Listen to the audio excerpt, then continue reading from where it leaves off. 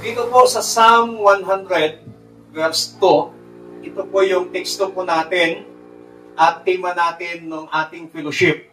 Pero I believe na iba po yung mensahe na pinadaan ng Panginoon sa kanyang ginamit na nag-message noon at iba din po yung mensahe na ipapadaan sa akin ng Panginoon. Ang sabi po dito, serve the Lord with gladness, come before His presence with singing.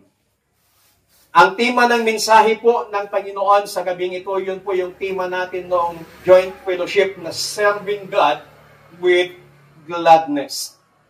Dito po, kung mababasa po natin sa ating pong teksto, sa sinulat po ni Psalmist David, na in-encourage niya at pinagsasabihan niya ang bawat isa na sa paglilingkod natin sa Panginoon ay dapat laging may kagalakan.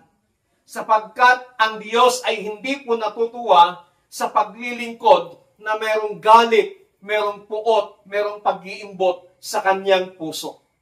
God wants us to be a joyful servants na kung saan yung ating puso ay nag-o-overflow ng pasasalamat sa ating pong Panginoon. Ang tanong po dito is, why we need to serve the Lord with gladness?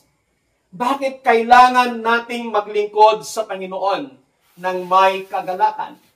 Number one, because God is good. Sapagkat mabuti po ang Panginoon.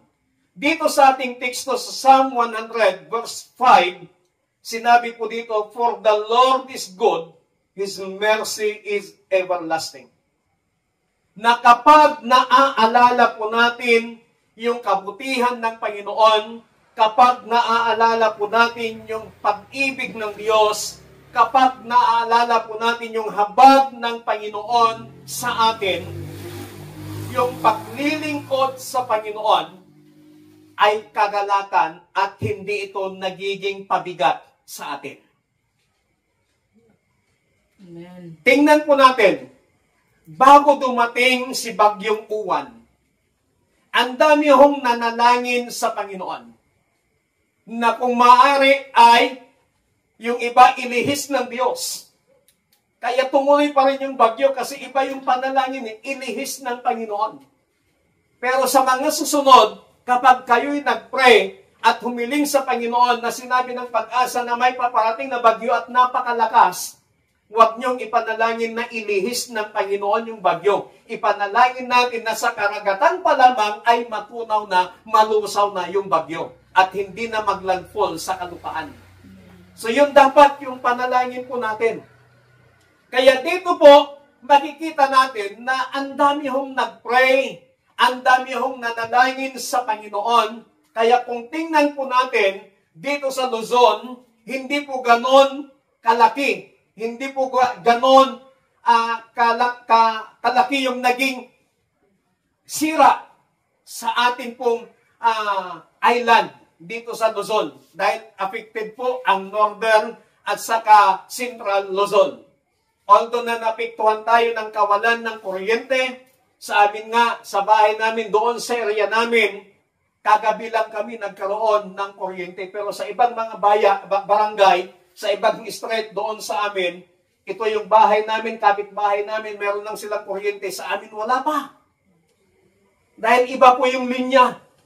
Kaya hindi na ako nakatiis, pumunta na ako doon sa Tarelco, sa general manager, sa main office mismo ng Tarelco. Tinawagan ko yung manager, pinuntahan ko doon, nag-usap kami, inalam ko kung bakit. Kaya nung ipinaliwanag niya, doon ko naintindihan. Kaya, nung time na yan, nung wala kaming power, buti na lang may generator sa bahay. Kaya lang nasira din yung pagpaandar yung ginaganon yung tali.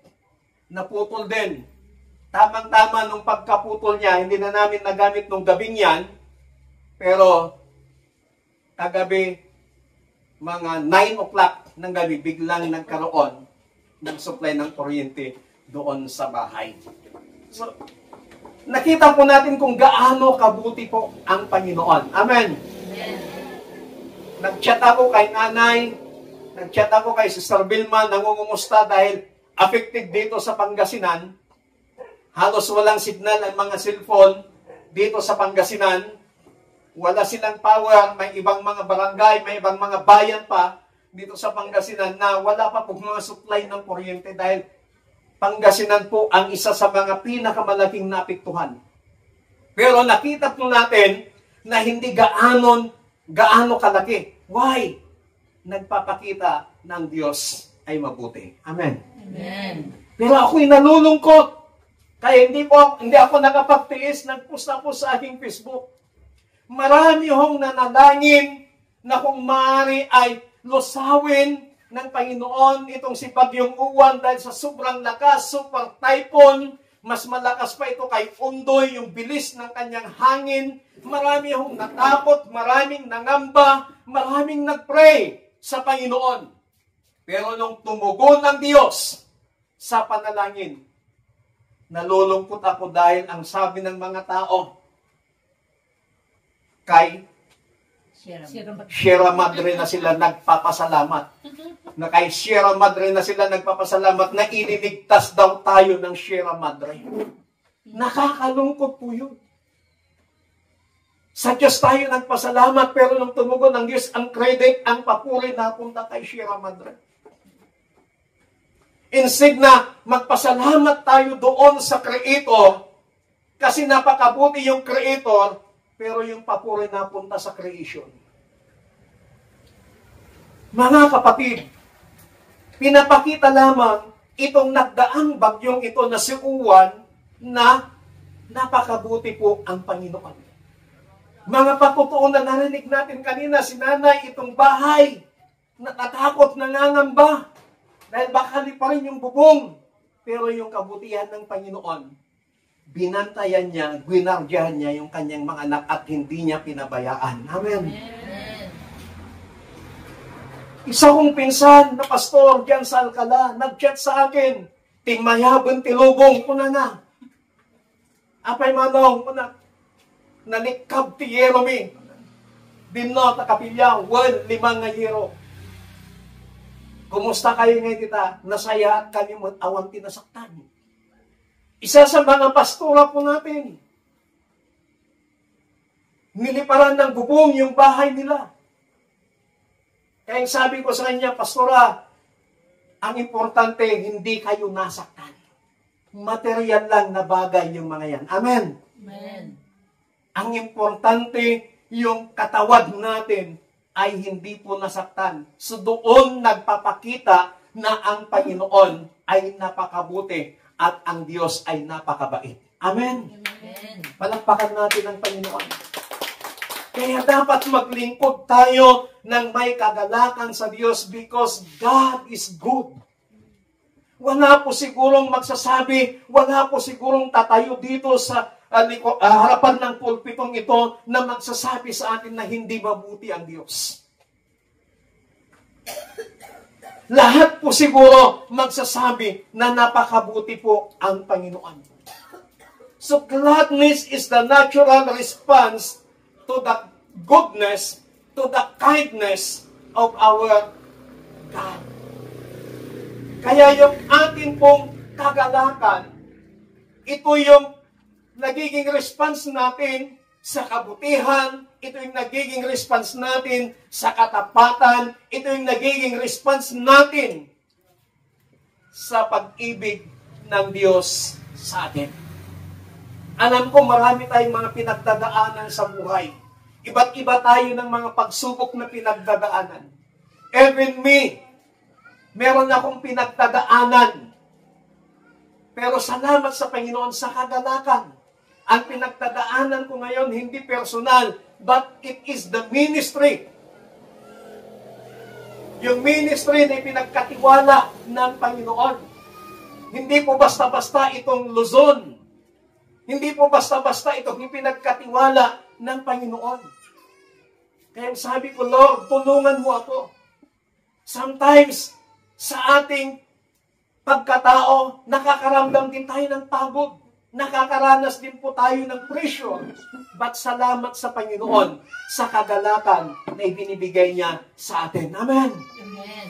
Kapag maaalala mo yung kabutihan ng Panginoon, kapag maaalala mo yung pag-ibig ng Diyos sa buhay mo, kapag maaalala mo yung katapatan ng Panginoon sa iyo, walang dahilan na hindi ka magkakaroon ng kagalakan sa paglilingkod sa Panginoon.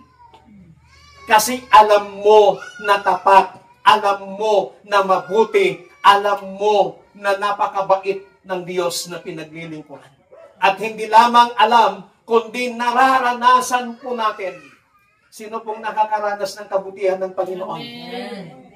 And because of that, kayo mismo ang nagpapatunay, kayo mismo ang nagsasabi, kayo mismo ang nagwi-witness, kayo mismo ang nagpapatotoo na mabuti ang Panginoon kasi nararanasan po ninyo. Nung nag-chat sa akin si nanay, sabi ko sa kanya, praise God, Nay, answered prayer tayo.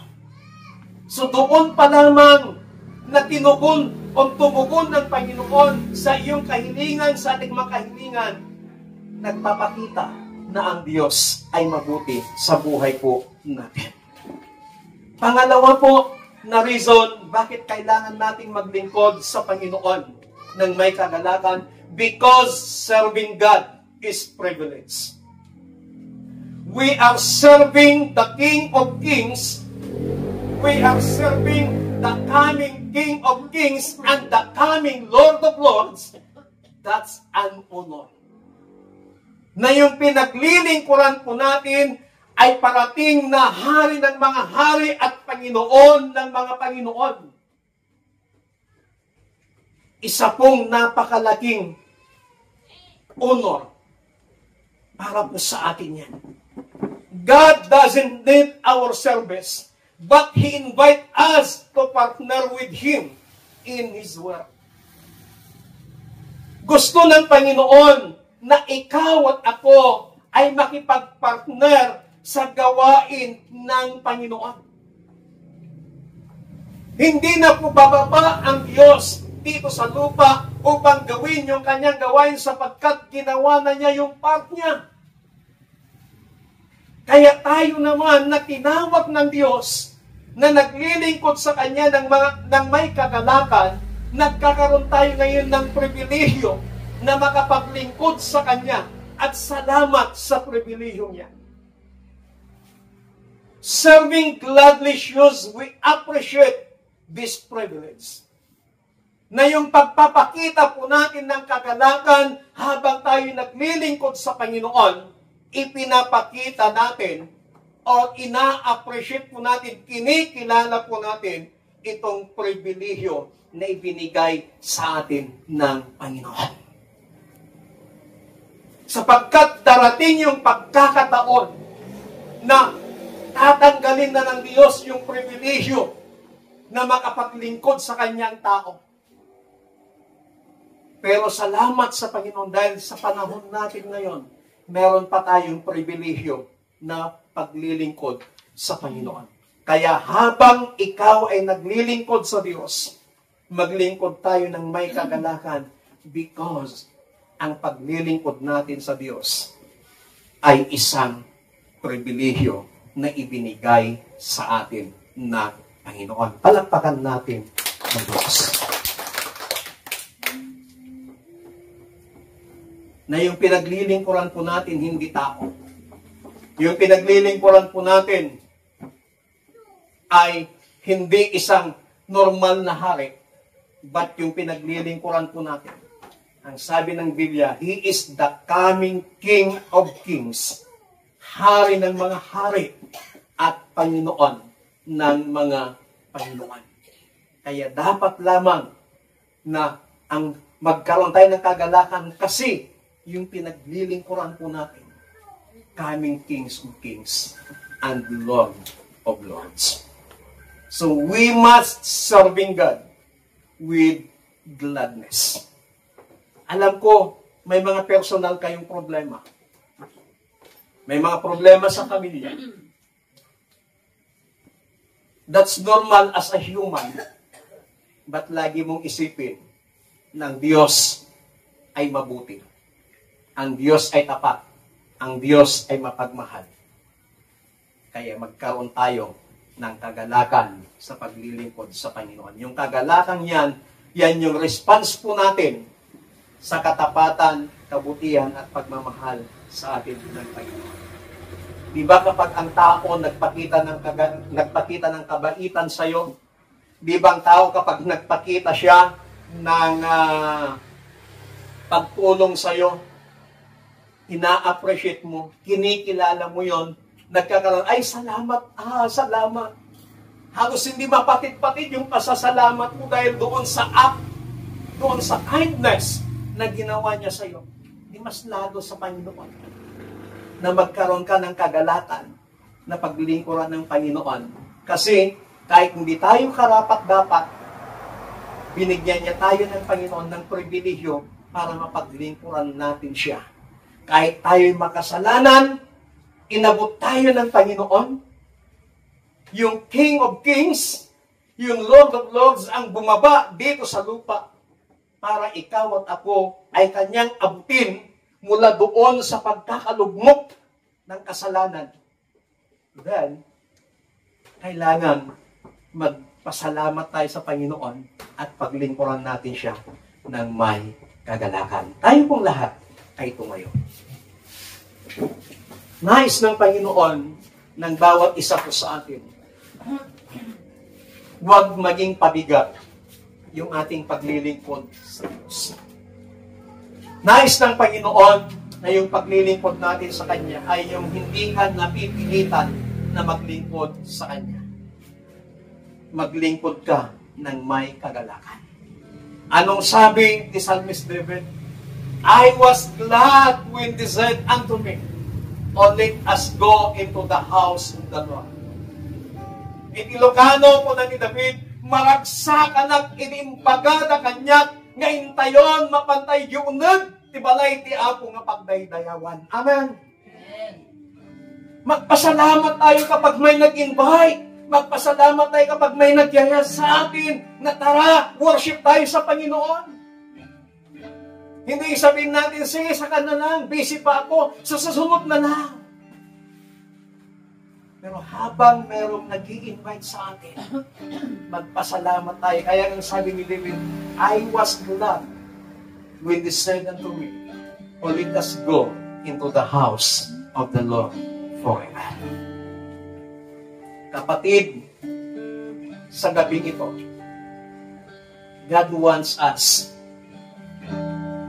na sa paglilingkod natin sa Kanya, ay makita niya ang ating kagalakan. Because our God is a good God. Our God is a loving God. Our God is a kind God. Napakabuting, napakabait, mapagmahal, napakahabag o mahabagin ang ating Diyos na pinaglilingkuran. Kaya dapat lamang na paglingkod tayo sa Kanya ng may kagalakan. Panginoon, sa gabing ito, salamat sa iyong habag na kahit hindi kami karapat-dapat, inabot mo kami, Panginoon. Salamat sa iyong pagmamahal na kahit di kami karapat-dapat sa iyong pagmamahal, itinuring mo kaming kaaway. Pero dahil sa ginawang pamamagitan ng aming Panginoong Kristo, itinuring mo kaming mga kaibigan at itinuring mo kaming, tinanggap mo kaming mga anak mo, Panginoon. Salamat sa pagiging mahabagin mong Diyos. Salamat dahil napakabait mong Diyos. Kailanman ay hindi ka nagsasawa na gumawa ng kabutihan, na gumawa ng mga pagpapala sa buhay ng bawat isa sa amin. Minsan, nagkukulang kami sa inyo. Na minsan, nakakagawa kami ng pagkakamali sa inyo. But Lord, despite sa mga pagkukulang, Despite sa mga pagkakamali namin na nagagawa sa inyong harapan, hindi ka pa rin nagsasawa na gumawa ng kabutihan. Hindi mo rin nagsasawa na ipakita ang iyong habag sa amin, Panginoon. Salamat sa nagdaang bagyong uwan na sinabing super typhoon na walang nasaktan sa inyong mga anak. Doon pa lamang, Panginoon, nagpapakita na ang kabutihan mo. Tinutugon mo ang apanalangin ng mga anak mo. Salamat po, Diyos. Tunay na napakabuti mo. Tunay na napakadakila mo. Lord, patuloy mong ilagay sa aming mga puso ang kagalakan sa paglilingkod sa inyo. Patuloy mong ilagay sa aming puso, sa aming isipan ang iyong katapatan na lagi naming maaalala, Panginoon, sa bawat araw, bawat oras, bawat minuto, bawat segundo ng aming buhay, kung gaano ka kabait, kung gaano ka kabuti, kung gaano ka kahabag na Diyos, upang yung kagalakan sa aming mga puso ay lumabas, Panginoon, para kami ay makapaglingkod ng may kagalakan sa inyo. Salamat po, Panginoon. Salamat po. Salamat po ng marami. In Jesus Christ, mighty name we pray. Amen. Palakpakan natin ang Panginoon.